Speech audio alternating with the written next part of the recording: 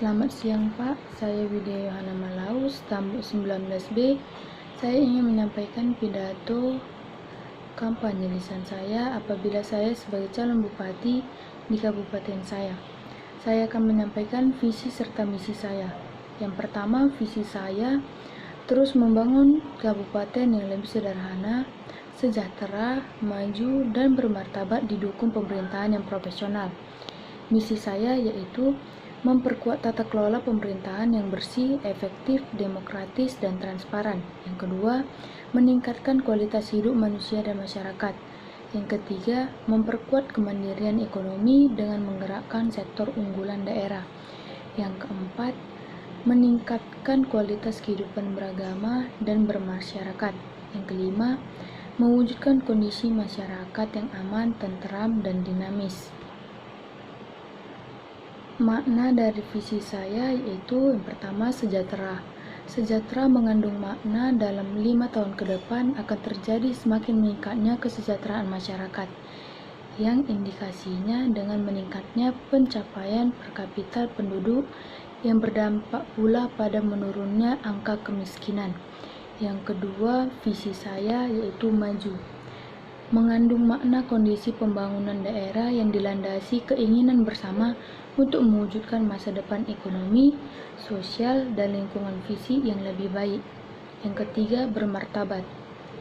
Mengandung makna kondisi kehidupan masyarakat berbagai dan bernegara yang bertumpu pada nilai-nilai budi pekerti dan budaya yang luhur, menggelapkan etika, moral maupun norma agama masyarakat. Yang keempat, profesional. Mengandung makna bahwa penyelenggaraan pemerintahan yang baik atau partisipatif, akuntabel, transparan dan efisien, dan bersih atau bebas korupsi, kolusi, dan nepotisme. Penjabaran misi saya yang pertama itu memperkuat tata kelola pemerintahan yang bersih, efektif, demokratis, dan transparan. Kualitas tata kelola pemerintahan yang bersih, efektif, demokratis, dan transparan mendukung keberhasilan pembangunan dan peningkatan daya saing daerah. Dalam kaitan ini, tantangan utamanya adalah meningkatkan integritas, akuntabilitas, efektivitas, dan efisiensi di birokrasi dalam penyelenggaraan pemerintahan, pembangunan, dan pelayanan publik. Dalam rangka membangun tata kelola pembangunan pemerintahan yang bersih, efektif, demokratis, yang percaya, tetap konsisten untuk melanjutkan program kebaikan yang sudah berjalan dengan memberikan penekanan kepada transparansi dan akuntabilitas, berjalan dengan memberikan penekanan kepada partisipasi publik dalam proses pengambilan kebijakan publik. Selanjutnya masing-masing saya akan menguraikannya. Yang pertama itu membangun transparansi dan akuntabilitas kinerja pemerintahan. Transparansi dan akuntabilitas dalam setiap proses penyelenggaraan pemerintahan ini dan pembangunan yang ditandai dengan terwujudnya dengan sistem pelaporan dan kinerja instansi pemerintah. Yang kedua, meningkatkan partisipasi publik dalam proses pengambilan kebijakan publik. Keterbukaan informasi publik dan komunikasi publik ditekankan pada peningkatan akses masyarakat terhadap informasi publik dan peningkatan implementasi open government pada seluruh instansi pemerintahan. Yang kedua, misi saya meningkatkan kualitas hidup manusia dan masyarakat. Pembangunan manusia dilakukan pada seluruh siklus hidup manusia sejak janin dalam kandungan sampai lanjut usia, yang pada hakikatnya adalah membangun manusia sebagai sumber daya pembangunan yang produktif dan berdaya saing, serta sebagai insan dari anggota masyarakat yang dapat hidup secara rukun. Upaya meningkatkan kualitas hidup manusia dilaksanakan melalui yang pertama, peningkatan kualitas pendidikan, yang kedua, peningkatan pelayanan kesehatan dan jaminan lainnya, yang ketiga, peningkatan kesejahteraan masyarakat. Yang pertama, peningkatan kualitas pendidikan. Di era sekarang ini, mau tidak mau, sektor pendidikan dipaksa untuk senantiasa beradu cepat dalam perubahan zaman. Kenapa harus begitu? Karena kemajuan suatu negara tentunya tidak terlepas dari kualitas dunia pendidikan yang dimiliki. Semakin tinggi kualitas pendidikan, maka semakin tinggi pula SDM yang akan dihasilkan untuk memajukan negaranya. Yang bagian 1, tenaga pendidik. Dalam hal tenaga pendidik dan kependidikan difokuskan pada peningkatan kualifikasi akademik serta evaluasi, pelatihan, pendidikan, dan penguatan. Kemampuan guru termasuk kepala sekolah dan kepala sekolah menjalankan paradigma pembelajaran yang aktif, kreatif, efektif, entrepreneur, dan menyenangkan. Yang kedua, dari visi saya, peningkatan pelayanan kesehatan dan jaminan lainnya.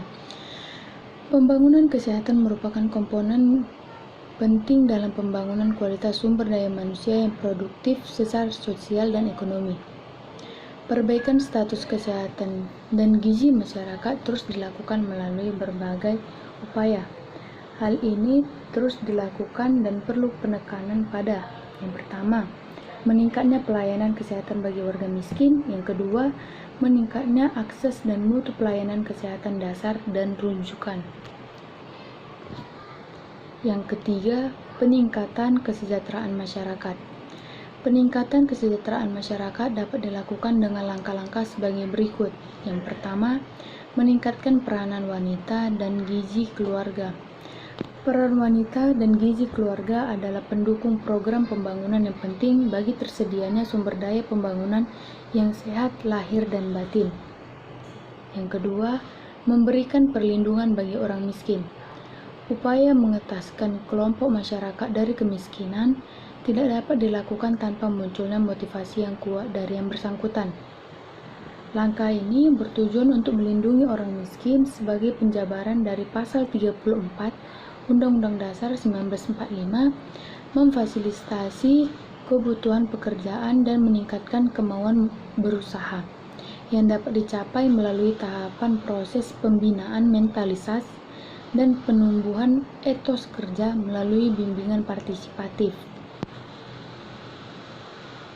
Misi saya yang ketiga, memperkuat kemandirian ekonomi daerah dengan menggerakkan sektor unggulan daerah. Yang pertama, meningkatkan komoditi unggulan. Dengan luas lahan sawah yang begitu besar, kabupaten saya mampu memproduksi padi melebihi hasil panen rata-rata per tahun untuk padi dan sawah yang untuk padi jenis gugur ditambah dari hasil produksi Palawijaya. Yang kedua, mengoptimalkan industri pengolahan. Industri pengolahan di kabupaten saya memegang peranan penting di samping sektor pertanian. Industri pengolahan yang ada seperti rotan, mebel kayu, jamur, grafir, kaca, dan yang lainnya. Yang ketiga, melakukan pemetaan. Hal ini bertujuan untuk mengembangkan produk-produk pertanian maupun potensi home industry yang sesuai dengan kondisi wilayah, sehingga mampu tercipta kawasan hasil pertanian dan home industry tertentu di suatu wilayah, hingga memudahkan pembinaan dan pemasaran hasil pertanian dan industri. Yang keempat, pelestarian lingkungan hidup. Yang paling penting dalam memanfaatkan dan mengelola potensi daerah berbasis sektor pertanian dan industri ini harus tetap memperhatikan pelestarian lingkungan hidup dengan tetap memperhatikan RT RW kabupaten saya. 5. Pembangunan infrastruktur. Pembangunan infrastruktur diprioritaskan untuk wilayah pedesaan. Hal ini dimaksudkan di samping menambah nilai jual aset di pedesaan juga untuk memberikan kemudahan dan akses transportasi ekonomi bagi masyarakat. Misi saya yang keempat yaitu meningkatkan kualitas kehidupan beragama dan bermasyarakat. Yang pertama itu meningkatkan semangat gotong royong. Konsep Trisakti Bung Karno sebagai upaya untuk mengembalikan jalan ideologi bangsa Indonesia menjadi pondasi utama dalam pembangunan karakter bangsa ke depan agar berdaulat, mandiri, dan berkepribadian berlandaskan gotong royong. Yang kedua, melestarikan seni dan budaya daerah. Budaya daerah yang dulu perlu dilestarikan keberadaannya, sehingga kelak nantinya dapat menjadi kebanggaan bagi kabupaten yang akan saya pimpin. Terdapat banyak sekali budaya tradisi yang dimiliki oleh kabupaten yang akan saya pimpin, tetapi tidak memiliki oleh daerah lain. Misi saya yang kelima yaitu mewujudkan kondisi masyarakat yang aman, tentram, dan dinamis. Kepala daerah bertanggung jawab atas tercapainya kondusivitas suatu daerah. Namun dalam menjaga kondisi tersebut, maka senantiasa bekerja sama secara harmonis, sinergis, dan saling menghargai dengan institusi lain. Di samping institusi tersebut, yang tidak kalah pentingnya adalah membangun komunikasi dan kerjasama yang baik dengan tokoh-tokoh kunci di daerah tersebut, baik itu tokoh agama atau ulama, tokoh budaya, tokoh masyarakat, tokoh pemuda, tokoh perempuan, LSM, organisasi masyarakat, dan lembaga lainnya. Dengan membangun komunikasi yang harmonis dan rasa tanggung jawab bersama, serta menghilangkan rasa saling curiga, maka akan tercipta kondisi masyarakat kabupaten yang akan saya pimpin aman, tentram, dan dinamis. Berikut adalah paparan saya mengenai visi dan misi saya yang akan saya sampaikan apabila saya sebagai calon bupati yang akan mencalonkan diri di tempat yang akan saya inginkan. Terima kasih, Pak. Shalom.